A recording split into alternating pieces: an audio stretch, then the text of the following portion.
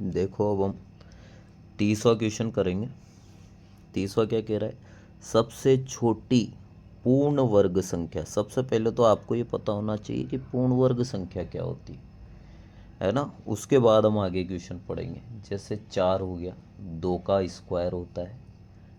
9 हो गया, 3 का स्क्वायर होता है। 16 हो गया, 4 का स्क्वायर होता है। ये सारी जो है पूर्ण वर्ग संख्याएं कहलाती है। ठीक है, तो सबसे पहले तो हमें सबसे छोटी पूर्ण वर्ग संख्या कौन सी है, जो कि 16, 20 और 24 में से प्रत्येक से विभाजित हो। यानी उसमें 16 का भी भाग जाना चाहिए, 20 का भी जाना चाहिए और 24 का भी जाना चाहिए। तो और वो पूर्ण वर्ग भी होनी चाहिए। तो देखो हम 2400 की बात करें तो 2400 जो है वो किसी भी संख्या का वर्ग नहीं होता है, अर्थात 2400 जो है वो पूर्ण वर्ग संख्या नहीं है भाई।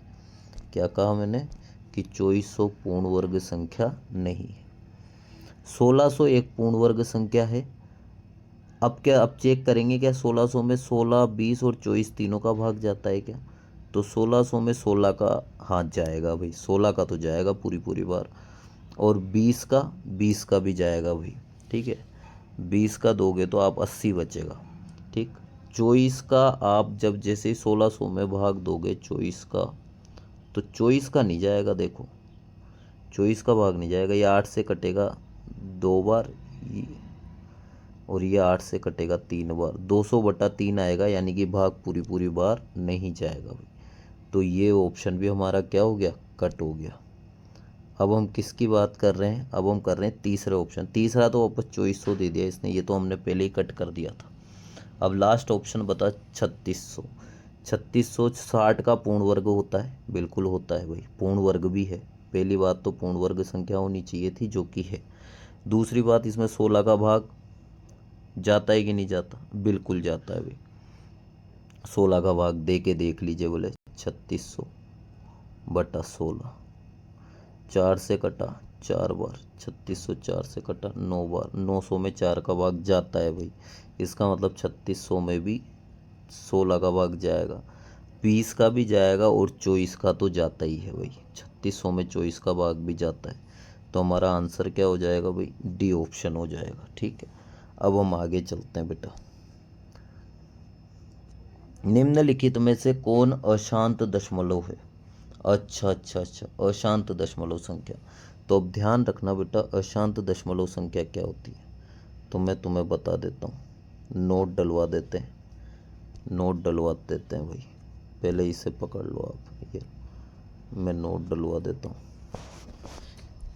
देखना बेटा, ये पहले नोट डलाने से पहले मैं आपको सिखा देता हूँ। ये 18 के आप अभाज्य गुणनखंड करो, 2 × 3 × 3 आएंगे। अभाज्य गुणनखंड जो हर के हम करते हैं, तो हर के अभाज्य गुणनखंडों में या तो केवल 2 आए, या केवल 5 आए, या 2 व 5 दोनों आए, तब तो हम कहते हैं कि दशमलव प्रसार शांत होगा, अन्यथा दशमलव प्रसार अशांत होगा। चलो हम देख लेते हैं। यानी इसमें 2 और 5 के अलावा ये 3 भी आ गया, ये 3, अतः इसका दशमलव प्रसार शांत तो नहीं होगा, इसका अशांत होगा। क्या होगा, अशांत होगा। और हमसे अशांति पूछा गया था, हमसे अशांति पूछा गया था। क्या पूछा गया था, अशांत। बिना भाग दिए हम बता सकते हैं क्या होगा, अशांत होगा। और चलो क्वेश्चन तो यहीं ख़त्म हो गया, पर मैं आगे आपको सिखा देता हूँ। ये 8, हर नीचे 8 है, 8 के अभाज्य गुणनखंड करो, केवल 2 ही, और केवल 2 ही आ रहा है, इसका मतलब ये शांत होगा। 2 आए 5 आए तो शांत होगा, और 2 और 5 के अलावा अगर अन्य संख्याएं आई तो हम कहेंगे कि दशमलव प्रसार अशांत हो। ये 2000 के अभाज्य गुणनखंड देखते हैं। 2000 में 2 का भाग दोगे 1000 आएगा, फिर 2 का दोगे 500 आएगा, 500 में फिर 2 का दोगे 250 आएगा, 250 में फिर 2 का दोगे 125 आएगा, 125 में 5 का जाता है, 125 में 5 का जाता है, फिर 25 आता है, फिर 5 का, और फिर 5 का। तो जब आप 2000 के अभाज्य गुणनखंड करेंगे तो आपको पता लगेगा कि उसके अभाज्य गुणनखंडों में 2 व 5 आ रहा है, 2 और 5 के अलावा कुछ नहीं आ रहा है। इसका मतलब ये भी क्या होगी बेटा, ये भी शांत हो जाएगी। क्या हो जाएगी, शांत हो जाएगी। तो अशांत कब होती है, जब 2 और 5 के अलावा कोई भी आए। तो मैं ये नोट आपको लिखवा देता हूँ ताकि आप नोट कर लो। देखो मैं नोट लिखवाता हूँ।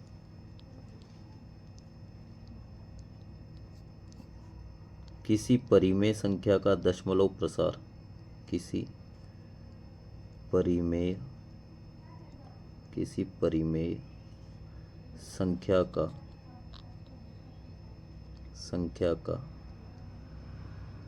दशमलव, किसी परिमेय संख्या का दशमलव प्रसार शांत होता है, शांत होता है।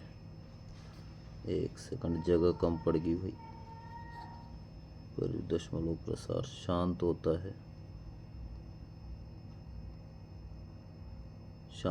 है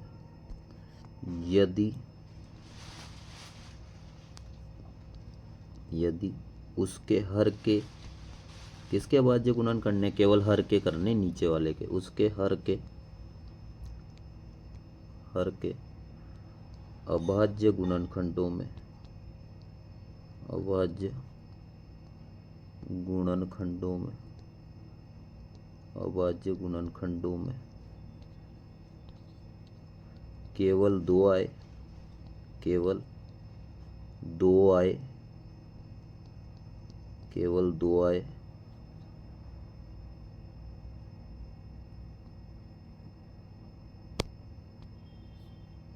केवल 2 आए। अरे यार छोटा नहीं होगा क्या ये, एक सेकंड रुकना बेटा।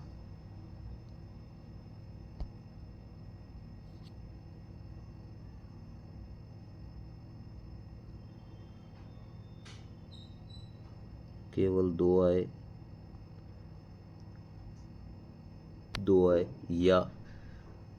या केवल 5 आए, या केवल 5 आए, या तो केवल 2 आए, या केवल 5 आए,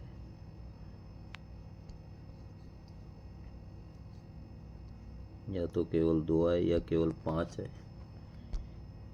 या दोनों आए, दोनों आए। ठीक है, अब आप लोग समझ गए होंगे, या तो केवल 2 आए, या 5 आए, या फिर दोनों आ जाए। तो देखिए, ठीक है, अब देखिए यहाँ अभाज्य गुणनखंडों में केवल 2 आ रहा था, इसका मतलब ये शांत है। यहाँ 2 और 5 दोनों आ रहे थे, इसका मतलब ये शांत है। पर यहाँ 2 और 5 के अलावा कुछ और आ गया, 3 आ गया, तो ये हमने क्या कह दिया, ये क्या होगी, अशांत है। ठीक है, तो हमारा आंसर ए हो जाएगा बेटा। आगे चलते हैं, चलिए। 2 क्रमित सम संख्याओं का HCF क्या होगा। वेरी गुड भाई। कि 2 क्रमित सम संख्याएं क्या होती, जैसे मान लो पहली सम संख्या है 2 के बाद अगली सम संख्या क्या होगी, 4। तो हमसे पूछ रहा है इसका HCF क्या होगा। तो 2 के अभाज्य गुणनखंड 2 होते हैं, और 4 का अभाज्य गुणनखंड 2 गुणा 2 होता है, तो HCF तो 2 आएगा। ठीक है, फिर हमने कहा एक सम संख्या 4 है, उसके बाद दूसरी सम संख्या 6 है, तो इसका HCF क्या आएगा। हमने कहा 2 के अभाज्य गुणनखंड तो 2 गुणा 2, 6 के अभाज्य गुणनखंड 2 गुणा 3। फिर हमने दोनों में कॉमन देखा, तो दोनों में कॉमन तो 2 आया, तो HCF 2 आएगा। तो हमेशा अगर 1-2 सम संख्या है और वो लगातार है, क्रमिक का मतलब क्या होता है, लगातार। जैसे 4 के बाद क्या आता है, 6 आता है, 4 के बाद क्या आता है, 6 आता है, ऐसे। ठीक है, 4 के बाद क्या आता है, 6 आता है। ये क्या हुआ, एक सेकंड बेटा, इसका इलाज कर देने दो। ये क्या बीमारी आई, अच्छा ठीक है। तो हमने कहाँ कर लिया था, हाँ हमने ये कर लिया था, हम इस पर चल रहे थे बेटा। तो क्या होता है, 2 क्रमिक सम संख्याओं का HCF कितना होगा हमेशा, तो 2 होगा। देखो कितना दिमाग लगा के उसने क्वेश्चन पूछा है, उसने संख्या ही नहीं दी, उसने कहा 2 क्रमिक सम संख्याएं जो लगातार आती हो। तो आपको खुद को उदाहरण लेके देखना पड़ेगा। 2 और 4 का HCF लोगे तो भी 2 आएगा, फिर आप 4 और 6 का लोगे तो भी 2 आएगा। आप चाहें तो 6 और हम 8 का लेके देख लेते हैं। 6 के अभाज्य गुणनखंड 2 गुना 3 होते हैं, 8 के अभाज्य गुणनखंड 2 की घात 3 होते हैं, तो फिर भी HCF 2 ही आएगा। तो अतः दो क्रमित सम संख्याओं का HCF हमेशा कितना होता है बेटा? 2 होता है। चलिए हम आगे चलते हैं, आगे नेक्स्ट पेज पे चलते हैं भाई। ये कौन सी संख्या है? तो देखो शक्ल से ही पता लग रहा है, अशांत अनावर्ती दशमलव संख्या है। देखो कोई भी रिपीट नहीं हो रहा है, अशांत है। ओ ओ ओ, इसमें क्या कर रखा है? इसमें बेटा एक दिक्कत कर रखी है इसने आपके। इसने क्या दिक्कत कर रखी है कि इसको कहीं ना कहीं बेटा यहाँ पे दशमलव देना चाहिए था। क्या देना चाहिए था बेटा? दशमलव देना चाहिए था। ये यहाँ पे हम खुद दशमलव लगा लेते हैं भाई। ये लो, हमने दशमलव लगा लिया। ये 12 के बाद हमने यहाँ पे क्या लगा लिया? दशमलव लगा लिया। 12.1121121112 ऐसे। अन्यथा अगर ये दशमलव नहीं होगा तो ये पूर्णांक संख्या हो जाएगी। क्या हो जाएगी? पूर्णांक। पर हमेशा आपके जब क्वेश्चन आता है तो ऐसा आता है बेटा, दशमलव लगा हुआ है ना, तो हम कहीं भी दशमलव लगा लेते हैं और दशमलव के बाद संख्याएं रुक नहीं रही, इसका मतलब ये अशांत संख्या है। और अशांत के साथ साथ क्या आवृत्ति हो रही है? क्या नहीं, कोई भी एक जोड़ा रिपीट नहीं हो रहा। कभी एक एक 2 बार आ रहा है, कभी 3 बार आ रहा है, कभी 4 बार आ रहा है। तो हम इसे कहेंगे कि ये कौन सी संख्या है बेटा? अपरिमेय संख्या है। अशांत अनावृत्ति दशमलव संख्या है, आवृत्ति नहीं हो रही तो इसे बोलते हैं अनावृत्ति। तो ऐसी संख्याओं को हम बोलते हैं अपरिमेय संख्या। अगर यहाँ दशमलव नहीं देगा तो फिर हमें मजबूरन उसे पूर्णांक संख्या कहना पड़ेगा, जो कि ये मिस प्रिंट है बेटा, यहाँ पे दशमलव आता ही आता है। ठीक है, चलो आगे चलते हैं। ये कौन सी संख्या है? वापस वही बात, एक परिमेय, 3 परिमेय है, 4 और √3 अपरिमेय है। तो परिमेय और अपरिमेय संख्या का गुणा दिख रहा है तो ये हमेशा अपरिमेय संख्या होगा। क्या होगा? अपरिमेय संख्या होगा। आगे चलिए 35 का देखिए, वो आपसे कह रहा है महत्तम समापवर्त्य एयर बी का और लघुत्तम समापवर्त्य एयर बी का बराबर होता है। अरे नॉर्मल सी बात है, इस एयर बी का HCF और इस एयर बी का LCM को गुणा कर रहा है वो, तो इनके गुणा संख्याओं के गुणा के बराबर ही होता है। सीधा सूत्र पूछ लिया आपसे। क्या पूछ लिया? सूत्र। हमने पढ़ा है कि LCM किसका? एयर बी का, ये लिखा हुआ है ना, LCM एयर बी का, और गुणा ये ऊपर लिखा हुआ है HCF ए और बी का। तो ये किसके बराबर होता है? तो हम कहेंगे सर दोनों संख्याओं के गुणनफल के बराबर होता है। यही तो सूत्र था, दोनों संख्याओं का गुणनफल HCF गुणा LCM। ठीक है, चलिए आगे बढ़ते हैं, नए पेज पे चलना पड़ेगा। दो परिमेय संख्याओं के बीच कितनी परिमेय संख्याएं होती है? 9th में ही पढ़ लिया था बेटा, अनंत परिमेय संख्याएं होती है। कितनी होती है? अनंत। चलिए आगे बढ़ते हैं। निम्नलिखित में कौन अपरिमेय संख्या है? तो आप ध्यान से देखिएगा, उसने आपको बेवकूफ़ बनाने का काम कर रखा है। ये √64/36 को हम 8/6 लिख सकते हैं। क्या लिख सकते हैं? 8/6। ठीक है, और ये √81 को हम 9 लिख सकते हैं। 9 लिख सकते हैं। √25 को हम 5 लिख सकते हैं और √49/9 को हम 7/3 लिख सकते हैं। 49 का वर्गमूल 7 होता है, 9 का 3 होता है। तो इनमें से एक भी अपरिमेय संख्या नहीं है, ये सारी की सारी परिमेय संख्या है।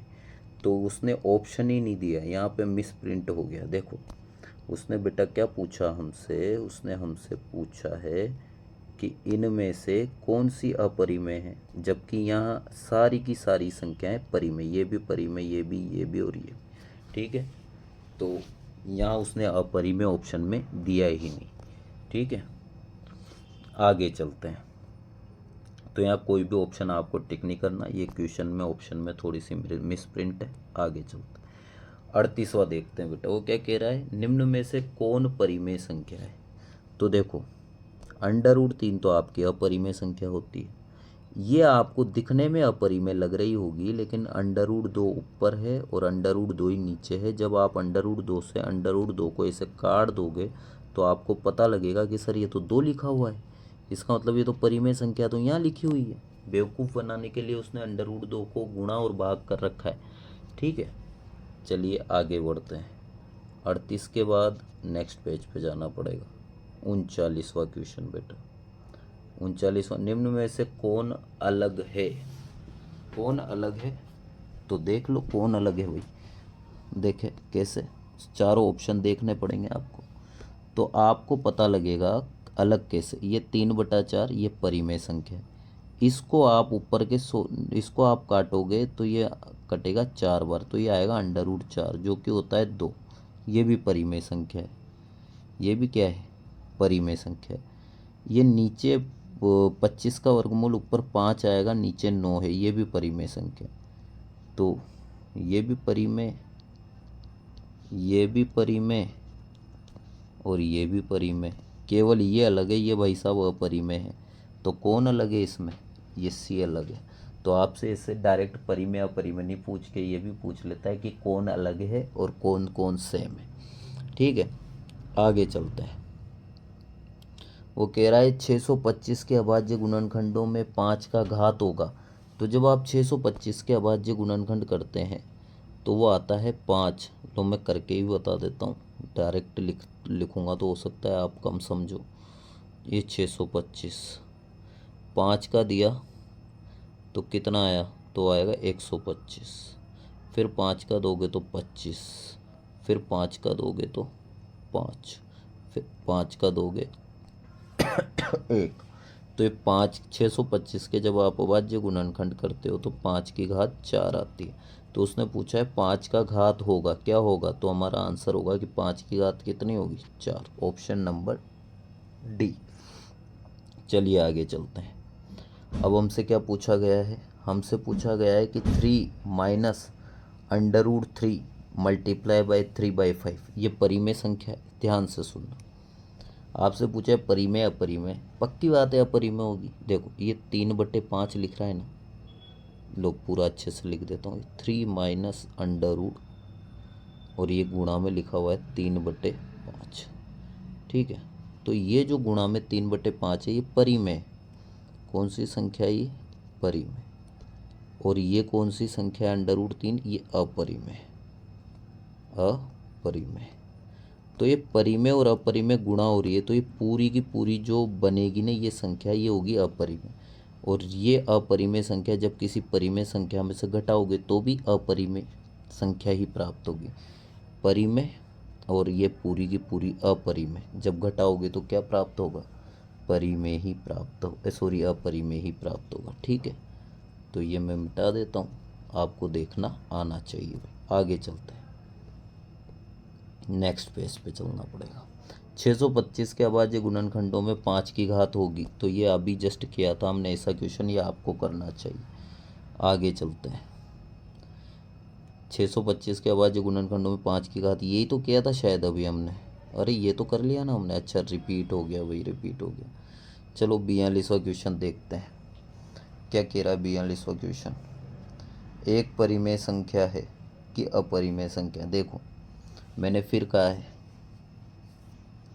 यहाँ पे 1/2 ये आपके लिखी हुई है पीछे। ये जो 3/6 है ये परिमेय है और ये √2 अपरिमेय। गुणा करोगे तो ये जो पूरी संख्या बनेगी ये अपरिमेय बनेगी। और ये अपरिमेय संख्या जब इस परिमेय संख्या से जुड़ेगी तो मिलकर वापस अपरिमेय संख्या ही बनेगी। क्या बनेगी बेटा? अपरिमेय संख्या। ठीक है, उम्मीद करता हूँ आपको समझ आया होगा। परिमेय और अपरिमेय संख्याओं का योग, अंतर, गुणा और भाग। आप एक परिमेय और एक अपरिमेय संख्या को चाहे जोड़िए, चाहे घटाइए, चाहे गुणा कीजिए, चाहे भाग कीजिए, वो हमेशा अपरिमेय बनती है। आगे चलते हैं बेटा, नेक्स्ट पेज पे चलते हैं। 43वां, √5 1 है। ये तो पूछना ही नहीं चाहिए था इसको इस जगह पर। पक्की बात है √5 क्या है? एक अपरिमेय संख्या, हमने सिद्ध किया है। आगे चलते हैं, देखिए अब हम क्वेश्चन नंबर 44 करेंगे। दो संख्याओं का स्तुतम नहीं, ये लघुतम है भाई। क्या है ये? लघुतम। लघुतम समापवर्त है। इसके महत्तम समापवर्त यानी HCF का 14 गुना, ये बानी ये का है का 14 गुना है। यानी मैं कह सकता हूँ कि जो एलसीएम है वो, एक सेकंड, इतनी गंदी राइटिंग तो नहीं हो सकती मेरी, उधर के पेज पे चलते हैं भाई, बड़ा पेज लेते हैं। उस वो हमसे कहना चाह रहा है कि जो सर एचसीएफ जो एलसीएम है, एलसीएम जो है वो एचसीएफ का 14 गुना है। कितने गुना है? एचसीएफ का 14 गुना है, यानी एलसीएम बराबर 14 गुना एचसीएफ। ठीक है, ये उसने हमें दिया हुआ है, ये उसने हमें दिया हुआ है। थोड़ा सुंदर सुंदर लिख देता हूँ भाई एक बार फिर, कि जो एलसीएम है, एलसीएम वो 14 गुना है किसका? एचसीएफ का। ऐसा हमें दिया गया है। मैं एक बार फिर से पढ़ाता हूँ आपको लाइन, फिर हम यहाँ आते हैं इस पेज पे। ठीक है, उसने कहा है दो संख्याओं का लघुत्तम समापवर्तक इसके महत्तम समापवर्तक का 14 गुना, यानी एचसीएफ का 14 गुना है। फिर वो कह रहा है लघुत्तम समापवर्तक एलसीएम तथा महत्तम समापवर्तक एचसीएफ का जोड़ 600 है, यानी एलसीएम और एचसीएफ को जोड़ो तो 600 आता है। चलिए चलिए भाई, चलिए ये भी मान लेते हैं। उसने कहा है कि भाई साहब एलसीएम और एचसीएफ को अगर आप जोड़ो तो 600 आ रहा है भाई साहब। कितना आ रहा है? 600। 600 ही दिया था ना बेटा, क्या दिया था एक बार फिर कंफर्म कर लेते हैं। 600 ही है, देखो ये रहा 600 आता है। तो इस समीकरण नंबर 2। ठीक है, दो संख्याओं का एचसीएफ और एलसीएम में ये संबंध दे रखा है आपको। ठीक है, और क्या दिया गया है एक बार देख लेते हैं भाई। ठीक है, यदि एक संख्या 280 है तो दूसरी संख्या ज्ञात कीजिए। अच्छा, संख्याएं ज्ञात करनी तो सूत्र तो हमें याद है ही सही। तो पहले तो एचसीएफ और एलसीएम पता होना चाहिए। एक काम कीजिए, समीकरण और 1 और 2 को हम सरल करेंगे। इस एलसीएम की जगह इस समीकरण 1 से एलसीएम का मान मैं यहाँ रखूँगा समीकरण 2 में। तो ये जो एलसीएम है, ये जो एलसीएम है इसकी जगह मैं ये रखने जा रहा हूँ, क्योंकि ये इसके बराबर है एलसीएम। तो मैं यहाँ लिखूँगा 14 एचसीएफ। ठीक है, इस एलसीएम की जगह मैंने 14 एचसीएफ लिख दिया, क्योंकि इसका मान देखो 14 एलसीएम के बराबर, 14 एचसीएफ के बराबर, प्लस एचसीएफ बराबर 600। ठीक है, ये एचसीएफ यहाँ आ गया। ठीक है, तो 15 एचसीएफ बराबर कितना आया? 600 आया। कितना आया? 600। तो एचसीएफ कितना आ जाएगा भाई? एचसीएफ कितना आ जाएगा? तो एचसीएफ आ जाएगा आपका 40। कितना आ जाएगा भाई? 40। ठीक है, एचसीएफ आपका आ जाएगा 40, है ना। चलिए, आपको ये कैलकुलेशन तो समझ आ गई होगी कि सर एचसीएफ 40 आ गया। तो फिर एलसीएम कितना होना चाहिए भाई? एचसीएफ 40 आ गया तो समीकरण 2 में एचसीएफ का मान रख दो। समीकरण 2 में तो एलसीएम प्लस एचसीएफ की जगह 40 रख देता हूँ, बराबर 600 है। समीकरण 2 से देखो, ये समीकरण 2 से। ठीक है, तो एलसीएम कितना आ जाएगा? 600 में से 40 जाएगा तो 560 आ जाएगा। कितना आ जाएगा? 560। तो एचसीएफ भी आ गया और एलसीएम भी आ गया। अब उसने कहा है कि जो संख्या है, एक संख्या तो आपकी 280 है, दूसरी संख्या ज्ञात करो। तो दूसरी संख्या हम एक्स मान लेते हैं। क्या मान लेते हैं? एक्स। तो चलिए, एक संख्या 280 है, तो हमें सूत्र पता है कि दोनों संख्याओं का गुणनफल, एक संख्या 280 दूसरी संख्या x, इनका गुणनफल बराबर होना चाहिए किसके? एचसीएफ गुणा एलसीएम के। एचसीएफ गुणा एलसीएम के। ठीक है, तो चलते हैं, करते हैं सोल्व, करते हैं सोल्व। क्या आएगा? 280 गुणा x, एचसीएफ आया 40, एलसीएम आया 560। 280 से 560 कटता है 2 बार, x बराबर आ गया 80। कितना आया? 80 आ गया भाई। उम्मीद है आप लोगों को ये समझ आया हो, ये कैलकुलेशन आप लोगों को समझ आई होगी। ठीक है, ये लीजिए। ठीक, तो हमारा x का मान कितना आ जाएगा, 80 आ जाएगा। दूसरी संख्या हमारी 80 आ जाएगी। तो ये जो क्वेश्चन था ना बेटा, ये तोते उड़ाने वाला क्वेश्चन था। इसमें अच्छे अच्छे बच्चों के तोते उड़ जाते, चाहे वो कितने इंटेलिजेंट क्यों नहीं हो। ठीक है, थोड़े तोते कम कर देते हैं क्योंकि अब शायद आप लोगों को ये समझ आ गया है। चलिए अब हम आगे चलते हैं। संख्या रेखा पर प्रत्येक बिंदु को कौन दर्शाने वाली संख्याएं क्या होती है। देखो संख्या रेखा पर जो भी संख्याएं होती है वो तो वास्तविक संख्याएं होती है। कौन सी संख्याएं होती है बेटा, पहला ये क्वेश्चन रिपीट हुआ है, हम पहले भी कर चुके हैं इसी क्लास में। ठीक है, अब अगले पे चलते हैं बेटा, अगले पेज पे, लास्ट पेज पे चलते हैं। यूक्लिड विभाजन एल्गोरिथम, नहीं भाई साहब ये आपके सिलेबस में नहीं है यूक्लिड विभाजन एल्गोरिथम, तो इसे पढ़ना बेकार है। आगे चलो। दो या दो से अधिक अभाज्य संख्याओं का मस क्या होता है। दो या दो से अधिक अभाज्य संख्याओं का एचसीएफ हमेशा एक होता है बेटा, हमेशा क्या होता है, एक। आप देख सकते हो जैसे 3 और 5 अभाज्य संख्या है, उनका एचसीएफ निकालोगे तो कितना आएगा, 1। जैसे 5 और 7 अभाज्य संख्या है, उनका एचसीएफ निकालना आपको आता है, कितना आएगा, 1। तो हमेशा दो अभाज्य संख्याओं का एचसीएफ, जैसे 3 और 13 अभाज्य संख्या है, उनका एचसीएफ निकालोगे तो कितना आएगा, 1। तो नोट कर लीजिएगा कि दो अभाज्य संख्याओं का एचसीएफ या मसा हमेशा 1।